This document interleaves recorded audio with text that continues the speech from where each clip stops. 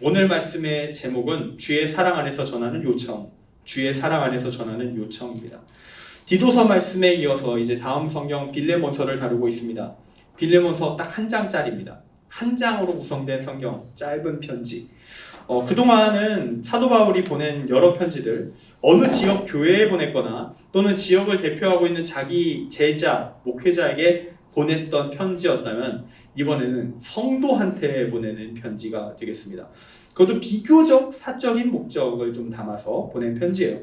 물론 그냥 안부 묻는 편지는 아닙니다. 그 정도로 사적이진 않아요. 공적인 의미가 좀 담겨있는 사적 편지라고 할 수 있겠죠. 오늘 이런 생각이 들 수 있습니다. 이 편지는 대체 왜 성경이 되었을까?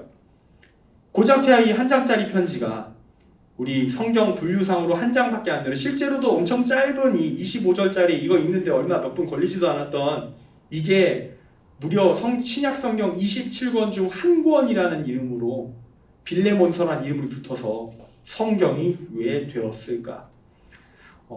이유가 있다는 얘기죠. 이 한 장짜리가 생각보다 임팩트가 있다, 의미가 있다라는 이야기입니다. 참고로 우리가 읽는 이 신약성경 27권, 구약성경도 마찬가지지만 27권 이게 신약성경, 새로운 언약이다, 하나님의 거룩한 책이다, 하나님의 말씀이다 라고 뽑히게 될 때는 선정 기준이 있었어요. 27권이 뽑힌 데는 선정 기준이 있었어요. 우리가 지금 성경책으로 모아져서 보는 이 27권 말고도요, 정말 많은 이게 성경이다, 하나님의 뜻을 담고 있는 책이다 라고 했었던 수없이 많은 책들이 있었습니다. 근데 현대에 들어와서 가끔 이런 경우 있어요. 그때 떨어진 애들, 27권 선정해서 떨어진 애들, 막 유다복음이니 도마복음이니 막 그런 거 떨어진 애들, 이미 탈락한 놈들을 다시 들고 와가지고 이게 진짜고 기존 선정 기준 통과한 27권 가짜다, 역으로 뒤집으려고 시도를 하는 경우 있는데, 깔끔하게 무시해 주시면 됩니다.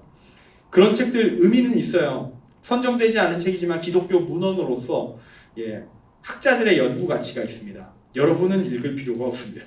학자들에게 연구 가치가 있을 뿐입니다. 왜냐? 이미 성도들에게 가르칠 때는 부족함이 많은 책이다 라고 판별이 돼서 잘려나간 놈들이기 때문에 연구서일 뿐, 따로 교회에서 성도들에게 읽힐 책은 아니다 라는 거죠. 딴 데로 잠깐 샜는데 본론으로 다시 가서 이 27권으로 선정된 책들은 몇 가지 기준을 통과하여서 채택이 됩니다. 첫째가 사도의 책인가, 사도가 쓴 책인가, 또는 사도의 바로 영향력 하에서 쓰여진 책인가. 특히 예수님에 대한 기록일 경우에는 이게 심합니다. 철저해요. 예수님을 옆에서 바로 봤던 사도들이 기록한 것이어야 말이 좀 신빙성이 있지 않겠느냐. 이런 차원에서 복음서에 대한 신뢰도는 사도와 사도의 글인가, 사도의 직접적인 제자의 글인가, 이런 것들을 따지게 되는 것이죠. 그리고 사도라는 존재는 예수님이 돌아가신 이후에, 예수님이 천국으로 다시 승천하신 이후에 교회의 최고 리더 진영으로서 사도 바울까지 포함하여 교회 전체에서 가장 강력한 권위를 갖고 있던 사람들이었습니다. 그들의 기록이다, 그들이 직접 쓴 거다라고 하면 그 책들의 가치는 어마어마하게 상승할 수밖에 없습니다. 적어도 교회 내에서 말이죠. 그리고 그들의 직접적 기록은 아니더라도 아까 말했듯이 사도의 직계 제자 그룹이라거나 지적 신앙적 유산을 이어받았던 그룹들의 기록이다, 그럼 사도성이 높다라고 말하면서 성경으로 채택될 수 있었습니다. 대표적으로 마가복음은, 마태는 제자잖아요. 마태는 예수님의 제자잖아요. 그래서 마태복음이고, 마가복음은 예수님의 직계 제자 아니잖아요. 베드로의 제자입니다. 마가는 베드로의 제자이기 때문에 사도의 제자가 쓴 거다 해서 마가복음 복음서가 되는 거고요. 누가복음은 사도 바울과 연계성을 가지고 누가가 작성했다, 또 하나의 사도와의 연계성이 있고, 요한복음은 또 사도고요. 그런 식으로 된다라고 보시면 되겠습니다. 또한 두 번째 중요한 기준은 뭐냐면요, 기록의 시대입니다. 언제 기록되었느냐. 현재의 신약 성경은요, 학자별로 좀 판정할 때가 좀 수치가 좀 다르긴 하지만 대략 AD 100년 안쪽 안팎, 약 이 사이 안에 대략 다 기록되었다. 아무리 뒤로 계산하는 사람도 120년, 130년 그 정도에는 기록됐을 것이다. 정확히 말하면 완성본이 그때 나왔다, 이런 거거든요. 예를 들어서 마태복음이 학자들이 AD 70년에 완성됐다고 얘기합니다. 근데 이 70년의 완성이라는 게 우리가 알고 있는 이 버전이 나왔다는 개념이에요. 원래 마태가 쓴 기록이 있고 그 후대의 제자들이 또 조금씩 자료를 더 수집해서 강화를 하다가 이쯤이면 끝났어 했던 시점이 AD 70년이라는 개념이거든요. 그러니까 AD 70년에 끝났다고 해서 그때쯤 마태 훨씬 전에 죽었잖아, 마태의 저작이 아니야, 이렇게 얘기할 것이 아니라는 거예요. 근본 자료가 어디에서부터 시작했느냐를 따지면서 마태복음은 복음서가 된다. 약간 신학적인 지식을 여러분에게 지금 알려드리고 있습니다. 그리고 이렇게 시대가 가까우냐를 상당히 중요하게 여겼어요. 왜냐? 예수님의 시대랑 가까워야 근본에 가깝지 않냐, 근본 메시지에 가깝지 않냐. 사람들이 시간이 흘러다 보면 자연스럽게 메시지가 열화될 수밖에 없고 뭐가 덧붙여 들어갈 수밖에 없다는 걸 모두가 아는 거예요. 그래서 근본에 얼마나 가까운 책이냐, 그것이 성경이 되는 기준이 되었습니다. 그리고 마지막으로 대중성, 마지막은 아니에요. 세 번째로 대중성이 있는데, 이 로마 제국은 고대라서 현대와 정말 정보 전달 속도가 말도 안 되게 차이가 나요. 어마어마하게 느립니다. 근데 그럼에도 불구하고 로마 제국 전역에서 가장 잘 나가는 기독교 신학 요서 27권을 뽑아라 하면 우리가 지금 보고 있는 신약 성경 절대 다수가 다 들어갑니다. 대부분이 이 27권 안에 꼽혀 들어가요. 놀라운 거예요. 이 정보 전달 속도 느린 곳에 이 책 말고도 정말 많은 책들이 있는데 전 로마 제국 거의 전역이 비슷한 형태의 최고 인기 도서 27권을 뽑아낼 수 있다는 건 대단한 결과라고 할 수 있겠죠. 물론 몇몇 책들은 일부 지역에서는 순위에서 밀렸습니다. 왜냐? 그 지역 색깔이 있잖아요. 그 지역이 특별하게 좋아하는 그들만의 책이 있습니다. 그래서 몇몇 책들은 수위권에서 가끔 몇몇 지역에서 밀려난 기록들이 있긴 하지만 그래도 전 로마 제국 전역의 모든 기독교인들이 좋게 여기던 책, 대중적인 책, 모두가 귀한 책이라 여기던 책이었다라는 겁니다. 그리고 마지막 조건이 있어요. 그건 뭐냐면 내용입니다. 이 내용이 복음의 본질을 담고 있느냐, 믿음의 본질, 진리를 담고 있느냐, 이 내용을 교육하면 제대로 된 기독교인 나오냐, 내용 자체가 가치가 있느냐, 이것도 상당히 중요한 문제예요. 신앙을 훈련하는데 도움이 되는 책이어야 성경이 되든 말든 한다라는 겁니다. 이렇게 사도성, 작성 시기, 대중성, 교육적 요소, 이 네 가지 정도의 요소를 모두 검증해서 수위권 27위 안에 들어간 책들이 우리가 보고 있는 신약 성경인 거예요. 이걸 나중에 교회가 확정을 짓습니다. 도장 팡 찍어요. 이제부터 이것이 신약이다 라고 도장을 찍게 되는 것이죠. 그리고 이 짧은 책 빌레몬서도 27권 안에 그때 들어가게 됩니다. 이 네 가지 조건을 다 갖추었다는 얘기예요. 바울 사도의 편지입니다. 사도성이 완벽합니다. 사도 바울이 활동할 때 작성됐으니까 한 AD 50년대쯤의 기록이라 볼 수 있습니다. 100년 안쪽, 훨씬 초기의 기록에 해당합니다. 대중성, 사도 바울의 편지들은 모든 성경들 중에서 가장 빨리 대중들에게 성경 취급을 받았던 자료예요. 신앙교육에 도움이 된다 해서 모두에게 읽혔던 자료가 바울 서신이 갖고 있는 특징입니다. 그러니까 대중성 통과 쉽게 갑니다. 마지막, 이 책이 아마 통과하기 제일 어려웠던 부분은 내용일 거예요. 이 내용이 무슨 가치가 있느냐. 단 한 장의 이 말씀이 얼마나 가치가 있길래 이것보다 훨씬 더 길고 두껍고 많은 내용 담아냈었던 책들을 다 밀어내고 27권 중 하나가 되었는가. 극단적으로 말하면 이 한 장이 16장이나 되는 로마서랑 동급이라고 평가를 받고 있다는 얘기예요. 그 이유가 무엇일까? 지금부터 빌레몬서를 살펴보면서 알아보도록 하겠습니다. 오늘 말씀 가운데 여러분에게 하나님의 뜻이 전해지길 원합니다. 그리고 그 뜻이 그냥 좋은 얘기 들었어가 아니라 여러분의 인생에 좀 의미가 있었으면 좋겠습니다. 여러분을 정말로 선함, 의의 길로 인도하길 원하시고 여러분을 통해 세상을 사랑의 세계로 바꾸길 원하시는 그 하나님의 마음이 여러분에게 전달되는 지금이 되기를 소망합니다. 오늘 말씀은 딱 한 가지의 주제만 집중합니다. 딴 얘기를 안 하고 한 가지만 얘기합니다. 그건 바로 로마 제국의 사회 시스템으로 완벽하게 정착해 있는 사회 구조의 기반이라 할 수 있는 노예제도입니다. 사실 이 편지가 성경으로 남은 유일무이한 이유다라고 할 수 있습니다. 그리스도인은 노예제도를 어떻게 받아들여야 되는가? 그리고 그리스도인으로서 노예주가 그리스도인이라면, 노예를 다스리는 주인이 그리스도인이라면 그는 재산으로 취급받던 노예를 어떤 식으로 대우해야 하는가? 이전에 다른 성경들에서 단편적으로 조금씩 다뤄지긴 하지만 오직 이 문제에만 집중하는 글은 이게 유일하다라고 볼 수 있습니다. 그래서 이 편지가 성경이 되었다고 할 수 있어요. 바울의 편지를 받는 사람, 이 빌레몬서를 받는 사람은 누구였느냐? 제목 그대로 빌레몬이었습니다. 빌레몬이라는 사람이 이 편지를 받아들게 된 수신자였어요. 그는 노예의 주였습니다. 주인이었어요. 노예를 부리는 주인, 아마도 상당한 부유층일 것이다 라고 추정할 수 있고요. 근데 이 사람이 1절에서 바울에게 동역자라고 불립니다. 당연히 그는 그리스도인입니다. 그리고 내 집에 있는 교회라는 표현을 보면 뭘 알게 되냐면요, 이 사람이 부유층이잖아요. 집이 커, 매우 넓어. 그 큰 집을 그 지역의 공동체, 교회 공동체한테 자 여기서 예배드려요, 교회 공간으로 내줄 수 있었다라는 거예요. 일명 그걸 가정교회라고 합니다. 집을 교회 공간으로 내어줘서 교회가 예배가 드려질 수 있었던 그런 케이스. 대다수 당시 이 고대 초대교회의 대다수는 이런 식으로 예배를 드렸어요. 따로 건물을 아직 지을 여력이 없거든요. 그래서 좀 기독 가치인 이 지역 기독교인 중에 집 좀 큰 사람 자기 집을 내어놓았습니다. 자 일단 주일날은 열어놓을 테니까 와요. 이런 식으로 개방해서 예배를 드렸던 것이죠.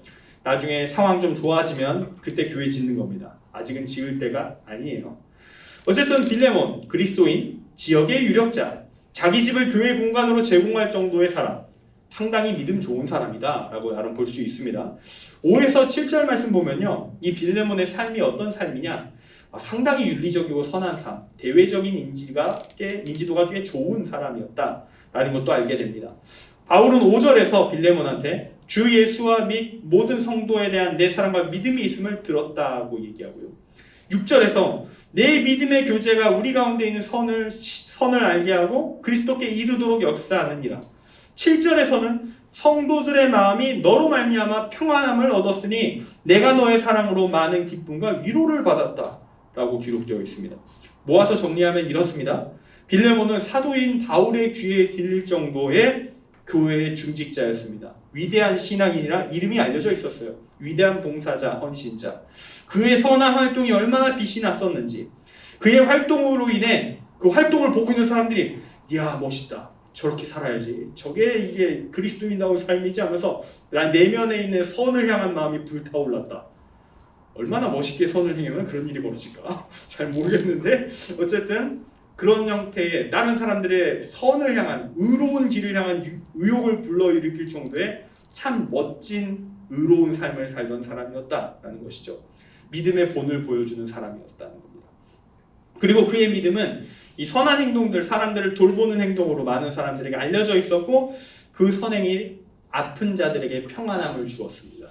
심지어 바울도 감옥에 갇힌 지금 빌레몬의 도움을 받아서 좀 더 편한 상황이 되었습니다. 다른 사람들이 빌레몬의 도움으로 평안을 누리게 된 것도 바울에게 기쁨이었고, 실제로 나도 지금 혜택을 받고 있으니 너무나도 행복할 수밖에 없죠. 기쁨과 위로가 되었다는 겁니다. 바울은 감옥에 갇혀 있었어요. 당시의 감옥은 식사부터 생활여건 개선 전부 다 외부에서 도와줘야만 합니다. 지금 교도소처럼 혜택 받는 거 없습니다. 모든 거 옷이나 의복 다 외부에서 조달이에요. 그런 거 없으면 아무것도 없이 옷 하나 걸 가지고 버티다가 얼어 죽든 굶어 죽든 신경 쓰지 않는 게 고대의 감옥이다 라는 겁니다. 그래도 그게 좀 나아졌던 거예요. 빌레몬이 도와줘서. 그런데 이 빌레몬한테 이 칭찬과 감사의 말만 하려고 빌레몬서를 썼으면 성경이 안 됩니다. 이건 서론에 불과해요. 미리 좀 준비를 해놓는 글입니다. 이 칭찬과 감사의 말은 거짓말은 아닙니다. 분명 진짜 진심이고 순수한 칭찬인 건 맞지만 이게 편지를 보낸 주된 목적은 아니에요. 미리 그 주된 목적을 이야기한 포석에 가깝죠. 바울의 주된 목적은 무엇이었는가? 바울이 그때 마침 데리고 있었던 전직 빌레몬의 노예, 정확히는 탈출한 노예 오네시모를 어떻게 해야 될지에 대해서 논의를 진행하는 것. 그리고 그에 대해서 바울이 자신의 믿음 안에서 이 그리스도인다운 행동이란 무엇인가, 이것을 빌레몬에게 권고하는 것. 이게 바울이 편지를 보낸 목적이었다라고 할 수 있습니다. 즉 빌레몬한테 오네시모를 좀 챙겨줬으면 좋겠는데 이런 얘기하고 싶어서 이 편지를 썼다라는 거예요. 사실 이때 바울이요, 교회의 최고 지도자인 사도로서 그 권위를 가지고 그래도 믿는 사람이니까 신앙 괜찮은 사람이라니까 그냥 권위로 내가 사돈데 말이지 해방시켜. 어딜 기독교인이 노예를 부려? 해방시켜! 하면 진짜 해방이 될 수도 있었어요. 아마 빌레몬은 속으로 싫지만 해야겠지 하면서 아마 했을 거예요. 그렇게라도 강행처리 불가능한 건 아니었어요. 명령에 가까운 권고 가능했습니다. 8절에 이렇게 적혀 있어요. 내가 그리스도 안에서 아주 담대하게 내게 마땅한 일로 명할 수 있으나 그러나 바울은 이런 강제 집행 안 합니다. 그런 명령 안 합니다. 왜냐하면 그렇게 하면 빌레몬 분명 상처받습니다. 그리고 그게 믿음의 부정적인 형태로 돌아갈 수 있어요. 그리고 그렇게 권고하는 건 진짜 최후의 방법이에요. 맨 마지막에 쓰는 방법이라고 할 수 있겠죠. 끝까지 말 안 들으면 그때는 쓸 수 있겠지만 말 통할 때는 일단 말부터 해보는 게 원칙이라는 겁니다. 그리고 예수님의 사랑을 배운 자라면 명령부터가 아니라 부탁과 권고부터 시작하는 게 맞다라는 거예요. 그래서 바울은 이 방법을 쓰지 않고요. 대신 인정에 호소합니다. 9절에 이렇게 적혀 있어요. 도리어 사랑으로서 간구하노라. 나이가 많은 나 바울은 지금 또 예수 그리스도를 위하여 갇힌 자가 되어서 사랑의 요청을 간구한다. 간절하게 바란다 말하면서 심지어 동정이 일만한 요소를 하나 더 추가합니다. 내가 많이 늙었는데 늙어서 지금 힘이 참 없는데 말이지 예수 믿는다는 이유 하나만으로 억울하게 감옥에 갇혀서 고생하고 있는데 말이지 이런 얘기를 쭉 하는데요. 아직까지 오네시모 얘기가 한마디도 안 나왔어요. 빌레몬 입장에서는 여기까지 읽으면서 어떤 느낌이었을까? 아니 왜 대체 바울 사도께서 이렇게 나한테 저자세를 하시는 건가? 이유가 있나? 뭐 때문이지? 이러고 있는데 갑자기 사람 이름이 툭 튀어나온 겁니다. 오네시모. 10절 말씀에 오네시모가 튀어나옵니다. 갇힌 중에서 낳은 아들 오네시모를 위하여 내게 간구하노라. 이게 딱 적혀 들어와요. 오네시모. 아마 여기서 빌레몬의 눈이 뒤집혀 버렸을 수도 있습니다.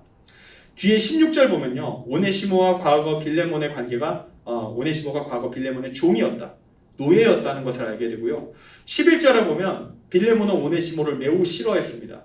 뭔가 부정적으로 여길 만한 사건이 있었어요. 그래서 그가 전에는 내게 무익하였으나 바울이 이렇게 적고 있습니다. 그 무익함의 내용이 무엇이었는가? 18절에서 정확하진 않지만 짐작은 가능해요. 그가 만일 내게 불의를 하였거나 내게 빚진 것이 있으면 그것을 내 앞으로 계산하라. 바울이 이렇게 말하는 데는 이유가 있겠죠. 오네시모 노예 신분일 때 분명히 빌레몬에게 뭔가 잘못한 게 있습니다. 뭔지는 정확히 안 나왔는데 두 가지 표현이 있죠. 불의한 일을 했고 죄를 지었고 빚진 것이 있다. 이 말은 빌레몬에게 분명히 물질적인 손해를 입혔다라고 볼 수 있습니다. 물질적인 손해를 일정 부분 입혔다. 불의와 빚이 결합되면요. 뭐가 나오냐면요. 도둑질이 나옵니다. 도적질이 나옵니다. 어쩌면 정확하진 않지만 오네시모는 탈출할 때요. 자기 주인집 재산 중 일부를 털고 나왔을 수 있어요. 도적일 수 있다는 겁니다. 참고로 이때 AD 50년대입니다. 로마 제국은 노예에 대한 처우가 시대별로 조금씩 바뀌거든요. 근데 이 AD 50년 타임에는요. 노예에 대한 처우가 최악일 때예요. 왜 최악이냐? 로마가 잘 나갈 때거든요. 전쟁에서 승리를 계속하는데 노예 수급이 너무 잘 돼. 공급이 잘 되면 가치가 떨어집니다. 공급이 쉬우니까 노예의 가치가 급격하게 내려가요. 그랬더니 어떻게 생각하냐면 뭔가 기분 나빴다, 죽여. 이런 일들도 꽤 많았다고 합니다. 내가 생각하기에 기분 나빴어. 내가 생각하기에 저놈이 나에게 피해를 줬어. 내 위신의 상처를 입혔어. 내 자존심의 상처를 입혔어. 어딜 감히 지금 손님 모셔왔는데 네가 지금 엎어져 누워? 쓰러져? 중간에 넘어졌어? 나의 종교육을 잘못 시키셨네요. 옆에 있는 사람이 이렇게 딱 하는 순간 눈이 확 뒤집히면서 저 새끼 죽여 하던 시대라는 겁니다. 노예에 대한 가치가 정말 엉망이었던 최악이던 시점이 이 AD 50년대라는 거예요. 나중에는 좀 바뀝니다. 로마 제국이 안정되고요. 전쟁도 멈추고요. 노예를 더 수급하게 해줄 쉽지 않아지니까 노예의 가치가 올라가기 시작합니다. 가치가 올라감과 동시에 대우가 좋아져요. 왜냐? 자기 가치가 올라갔다고 해도 노예들도 알아요. 그렇기 때문에 적당히 대우를 좀 잘해줘야 얘들도 나중에 또 애도 낳고 애 낳으면 또 걔를 또 노예로 부리고 이런 식으로 생활 여건을 좀 더 좋게 제휴해주는 이상한 상황이 참 오묘한 부분이 있죠. 수요와 공급의 원리가 사람에게 적용되는 그런 일을 보게 되는 거예요. 이런 시대에 노예가 주인 집을 털었단 말입니다. 언제든지 기분 나쁘면 죽일 수 있었던 시대에. 그런데 도망을 갔어요. 도적질을 하고. 빌레몬이 얼마나 이를 득득 깔고 있었을까요? 잡히기만 해봐라. 어떻게 처참하게 죽일 방법을 다양하게 고민해왔다. 이런 일이 나오는 겁니다. 빌레몬 좋은 신앙인이었어요. 하지만 그에게도 문제가 있었습니다. 여전히 시대의 한계를 극복하지 못한 노예주였다는 겁니다. 그는 사도 바울에게 갈라디아서 3장 28절과 같은 가르침 분명 들었습니다. 너희는 유대인이나 헬라인이나 종이나 자유인이나 남자나 여자나 다 그리스도 예수 안에서 하나다. 들었어요. 근데 그럼에도 노예를 부리며 삽니다. 아마 빌레몬은 이런 생각했을 수 있어요. 죽고 나면 천국 가서 동급되나 보지 뭐. 여긴 아니야. 또는 이럴 수도 있었어요. 처우개선만 좀 해주면 되지 뭐. 좀 잘 대해주자. 그리고 여전히 노예를 부리는 것, 이거를 하나님을 믿는 것과 전혀 상관없는 문제로 생각하며 살아갑니다. 그런 그가 자신에게 피해를 입히고 도망간 오네시모 발견되었다. 가만둘 리가 없지요.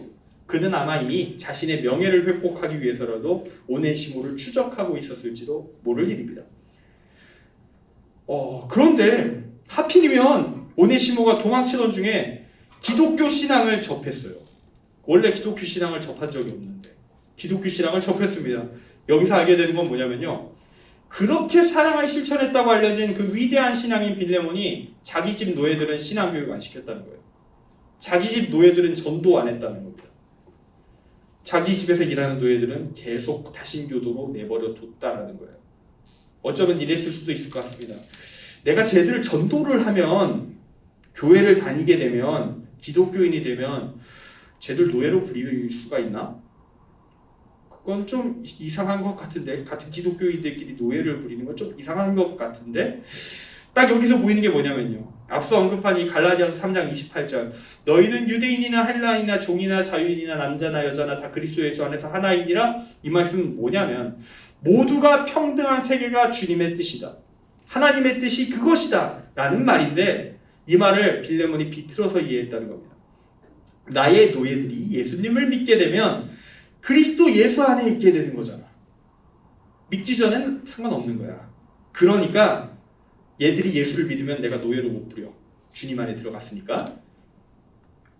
그러므로 내 노예들은 영원히 다신교도여야 한다. 난 절대로 쟤들을 전도하지 않을 거야. 다 지옥 가라고 해. 계속 내가 편안히 노예로 부리려면 쟤들은 계속 다신교도로 있어야 돼. 빌레몬에게 노예는요. 이웃이 아니었습니다. 내 이웃이 아닙니다. 하나님의 뜻, 이웃사랑의 대상이 아닙니다. 당연히 전도의 대상도 아닙니다. 마태복음 28장 19에서 20절에 이렇게 적혀 있습니다. 그러므로 너희는 가서 모든 민족을 제자로 삼아 아버지 아들과 성령의 이름으로 세례를 베풀고 내가 너희에게 분부한 모든 것을 가르쳐 지키게 하라. 볼지어다 내가 세상 끝날까지 너희와 항상 함께 있으리라 하시니라. 자, 모든 민족을 제자로 삼아야 됩니다. 노예, 모든 민족에 해당되겠죠. 전도해야 돼요. 근데 빌레몬과 같은 노예주들은 이런 식으로 답변하는 겁니다. 걔들이 사람이었어요? 민족이었어요? 아닌데, 쟤들 사람 아닌데, 쟤들 재산인데, 내 소유물인데 어딜 모생물을 내가 보기엔 쟤네들 무기물이랑 다를 바 없어요. 돌덩이랑 차이가 없다니까. 내 금화랑 비슷한 애들이에요. 쟤들을 사람 취급하지 마시죠. 사람 아니니까 전도할 필요 없어요. 이게 노예주들의 노예를 보는 태도였다는 겁니다. 그래서 오네시모는 그토록 위대한 신앙인이라 불렸던 빌레몬 밑에 있을 때는 예수님을 몰랐어요. 들은 적 없습니다. 그러고 도망치다가 기독교를 접했어요. 믿음을 가지게 되었습니다. 그리고 어쩌다 보니까 감옥에 갇혀있는 사도 바울을 돕는 위치에 올라가게 됐어요. 봉사자같이 그 자리에 서게 됐었던 모양이에요. 그리고 이때 바울 사도가 알았던 것 같습니다. 일단 바울 사도 예전부터 빌레몬이란 존재를 알고 있었어요. 그 사람 대단한 사람이라며 그렇게 알고 있었는데 근데 당신이 노예라고요? 그 사람 밑에 있다가 노예였었다고? 근데 그때는 신앙을 안 배웠다고? 예수님에 대한 얘기 한마디도 들어본 적이 없다고? 그리고 지금 어쩌다가 도망 나와서 예수님 믿게 됐다고? 이 사실을 깨닫게 된 바울. 이미 빌레몬의 소식을 듣고 오네시모란 놈을 찾아 도망친 노예를 찾아 이를 득득 깔고 있다는 소문도 들었을지도 모를 그 바울이 이 상황을 접하고 나서 이 편지를 준비한 것 같습니다. 바울은 이때 선택할 수 있었어요. 그냥 묻어버려도 됩니다. 오네시모, 빌레몬과 그쪽 사람들에게만 안 걸리면 되잖아요. 잡히지 않으면 되잖아요. 그래서 대충 묻고 아무 일 아닌 것처럼 지나가도 되는 거예요. 그러나 사도 바울은 이걸 심각한 문제라고 생각합니다. 왜냐? 정황상 쫙 스토리가 보이잖아요. 지금 빌레몬이 복음을 제대로 받아들이고 있지 않아요. 아무리 봐도. 겉으로 볼 때 교회 내 평판이나 이런 거는 최상이에요. 교회를 대표하는 리더, 장로급이라 봐도 되는데 실상은 엉망인 거예요. 하나님의 말씀을 제멋대로 자기에게 유리하게 이해한 다음에 노예라고 전도도 안 했어. 이건 하나님을 향한 신성 모독의 죄다. 하나님을 왜곡하는 짓이다. 그래서 바울은 편지를 써내려 갑니다. 이 깊게 뿌리박힌 노예제의 문제, 하나님이 거부하시는 이 노예제의 문제를 풀어가는 근거 자료가 필요하겠다. 실제 사례가, 문서가 필요하겠구나. 그렇게 편지를 보내게 되는 것입니다. 그러나 바울은 이 문제를 풀어가는 이 편지, 목표는 믿음으로 교정하는 거지만 편지의 내용, 그 내용을, 상황을 풀어가는 과정은 최대한 사랑의 방식으로 전력으로 부드럽게 접근합니다. 일단 앞에서 빌레몬에 대한 칭찬을 엄청 많이 했어요. 거짓이 아니라 사실이지만 의도적인 포석이었습니다. 그리고 한껏 기분이 좋아졌을 빌레몬에게 오네시모 이야기를 꺼냅니다. 아마도 급발진하기 시작했을 빌레몬 앞에 오네시모에 대한 방패로서 자신이 섭니다. 10절 말씀의 내용이에요. 갇힌 중에서 낳은 아들 오네시모. 빌레몬이 화를 내려다가도 갑자기 멈칫할 문제예요. 그 사이에 얘가 믿음을 가졌다고? 그 사이에 얘가 믿음을? 게다가 내가 존경하는 사도 바울의 옆에 있어. 그리고 11절에 바울이 이렇게 말합니다. 그는 내게 유익한 존재다. 그리고 12절에 바울은 그가 내 신복이다라고까지 써놔요. 이러면 빌레몬은 그가 그리스도인이라면 자신이 스스로 나 이제부터 기독교인 안 할래 하면서 믿음을 던져버리기 전까지는 오네시모에게 위해를 가하기가 좀 힘들어집니다. 일단 그가 스스로 왜곡시켜 놓은 말씀, 왜곡된 말씀 기준으로도 말이 안 돼요. 일부러 노예로 계속 부려먹기 위해서 마음 편하려고 얘 전도 안 했단 말이에요. 기독교 안 가르쳐 줬단 말이에요. 근데 얘가 어쩌다가 기독교인이 돼버린 거예요. 이러면 노예로 부리기가 좀 불편한데 말이지. 내가 이래가지고 안 가르쳤는데. 근데 되어버렸네. 네, 뒤에서 양우미 전사님 기다리고 계셔요. 네.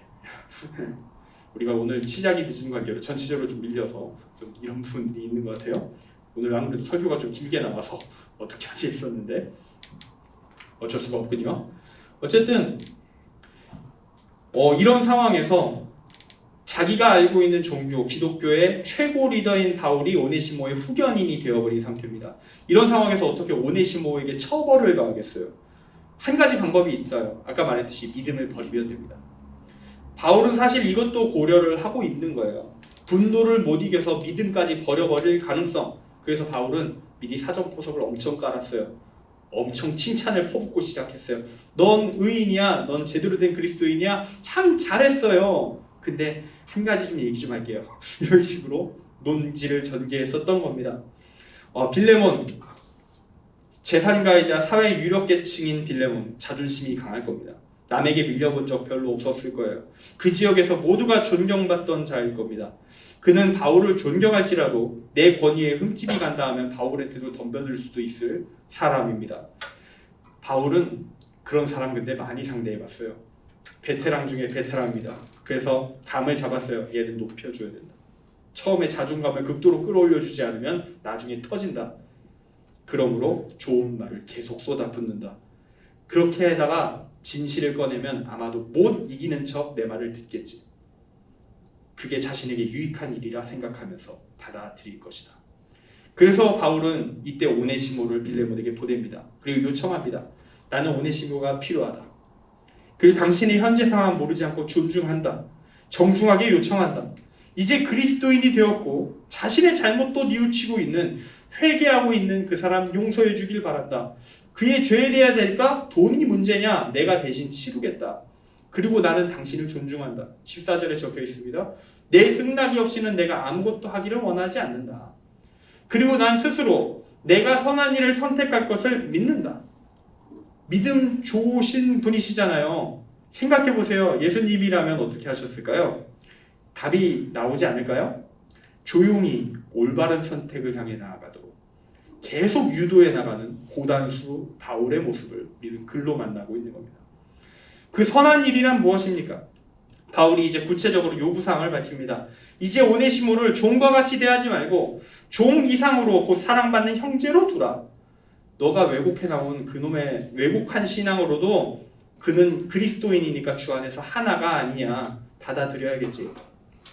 그리고 내가 너를 동역자로 여기시듯이 너도 나를 동역자로 여기는데 오네시모가 지금 내 동역자야. 그럼 연결이 되네. 그럼 너도 오네시모를 이제 동역자로 여겨야겠네. 아마 이쯤에서 빌레몬은 대충 눈치를 챘을 수도 있습니다. 쓴웃음을 지면서 받아들여야만 하는구나 하면서 편지를 읽고 있었을 수도 있습니다. 내가 신앙을 버리지 않는 한 할 수 있는 게 해방해 주는 것밖에 없구나. 그걸 느꼈을 거예요. 이때쯤에 우리 고단수 바울님은 패배감에 젖어서 빌레몬이 혹시 흑화할까봐 또 다른 형태의 부정적인 반응을 보일까봐 다시 한번 높여주기 시작합니다. 20절, 21절이에요. 오 형제여, 나로 주 안에서 너로 말미암아 기쁨을 얻게 하고 내 마음이 그리스도 안에서 평안하게 하라. 나는 내가 순종할 것을 확신함으로 내게 썼노니 내가 말한 것보다 더 행할 줄을 아노라. 쐐기를 박아버리죠. 22절부터 25절까지 편지를 마무리하는 부분에 한 번 더 상황을 더 명확하게 완전히 강화를 하는데요. 내가 감옥에서 나오게 되면 당신 만나러 갈게.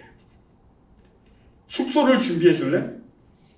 그때 만나서 이 편지의 내용이 어떻게 이루어졌는지도 한번 확인할게. 야, 감찰까지 온대요.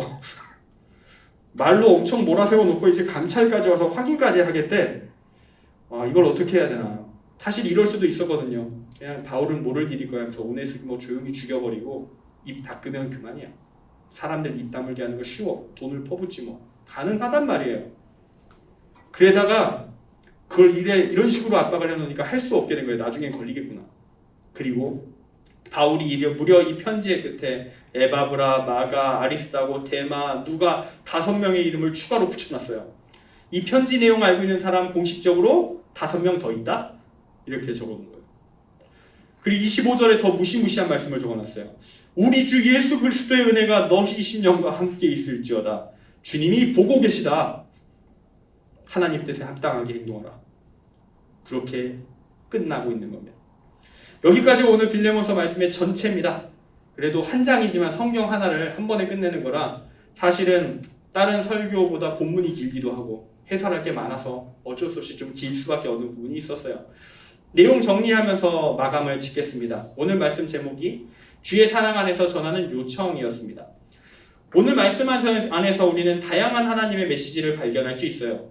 빌레몬에게 요청한 이 내용들 전부 우리를 향한 메시지이기도 합니다. 빌레몬은 노예들을 계속 부리면서 부유하게 살기 위해 하나님의 말씀을 자신에게 유리하게 왜곡했습니다. 그리고 그 왜곡을 통해 얻은 빈틈을 이용해서 그는 죄책감 없이 노예를 계속 부리려고 노예들을 전도하지 않았습니다. 그리고 노예들을 전도하지 않기 위해서 예수님이 주신 지상명령, 전도의 명령도 왜곡합니다. 노예는 모든 민족이 아니랍니다. 걔는 소유물 재산입니다. 사람이 아닙니다. 그러므로 이웃사랑의 대상이 아닙니다. 그러므로 전도 안 하겠습니다. 그렇게 예수님의 말씀을 뜯어고치고 자기 자신을 정당화합니다. 이건 당시의 노예주들, 당시의 기독교인들 전반에 만연한 문제였습니다. 그래서 사도 바울은 이 빌레몬의 사례를 통해서 기독교인 노예주들의 잘못된 신앙을 고치기 위해 이 편지를 통해 이 편지를 사례로 남깁니다. 그리고 바울은 빌레몬의 뒤틀린 신앙을 조심스럽게 사랑을 담은 편지로 서서히 그러나 확실하게 부드럽게 온전한 위치까지 돌려놓습니다. 빌레몬서는 그러한 편지입니다.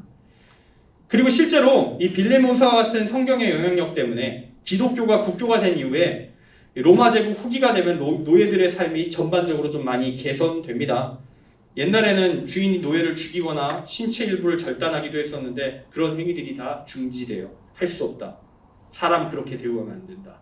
라고 규정이 세워집니다. 바울이 원한 수준은 아니었어요. 그래도 좀 많이 나아졌다. 라고 볼 수 있습니다. 그런데 시대가 더 흘러요. 흑인 노예를 부리던 대항해 시대가 왔을 때 빌레몬서는 재밌게도 노예제를 반대하기 위해 쓰여졌던 빌레몬서가 역으로 노예제를 옹호하는 데 쓰입니다. 빌레몬이 성경 말씀을 뒤틀어서 자신의 노예를 부리는 활동을 정당화하던 걸 교정한 게 빌레몬서인데 노예제의 적대적인 것이 빌레몬서인데 이거를 당시의 그리스도인들, 목사들이 이렇게 해석합니다. 빌레몬서에서 바울은 노예제 폐지를 직접 얘기하지 않았죠. 노예제를 긍정한 겁니다. 그리고 좀 더 잘 대해주라고만 말한 겁니다. 그러니 그리스도인 여러분, 저기 무신론자 농장에서 노예를 18시간 노동시킨다고 합니다. 1시간만 우리는 줄여줍시다. 17시간 노동. 우리는 얼마나 착한 사람들입니까? 하나님의 뜻을 따르는 이러고 있었다는 시절이 있었다는 거예요. 당시 미국 남부에 목사님들 중에서도 농장 운영하시던 분들이 있었어요. 흑인 노예 많이 있었습니다. 나처럼 선한 노예주가 있으면 말해보라, 나와보라고 해. 이러던 분들이었습니다. 자신 있게 믿음을 자랑하셨어요. 안타까운 역사죠. 사람은 이렇게 자신의 편의를 위해서 하나님의 말씀을, 주님의 사랑 안에서의 요청을 악마의 요구로 바꿀 수 있는 사람, 존재가 바로 사람입니다. 지금 우리는 어떻습니까? 계속 강조하지만 다음 주 전도축제입니다. 여러분의 이웃을 데려올 준비가 되어 계십니까? 혹시 없다면 좀 진지하게 생각해 볼 수 있었으면 좋겠습니다. 혹시 내 이웃의 범주가 너무 좁지는 않은지요? 주님은 여러분의 이웃이 모든 민족까지 나아가길 원하십니다. 당장 거기까지는 못 갈지라도 조금은 넓혀보면 어떨까요? 당장 데려오지는 못할지라도 이웃을 사랑하는 마음으로 말을 한번 걸어보는 것은 어떨까요? 길었습니다. 오늘 말씀 여기까지입니다. 마지막 전도, 도전의 한 주, 은혜의 도전을 함께 할 수 있는 우리 모두가 되길 간절히 소망합니다. 비준비하시니 한 번만 부를까요?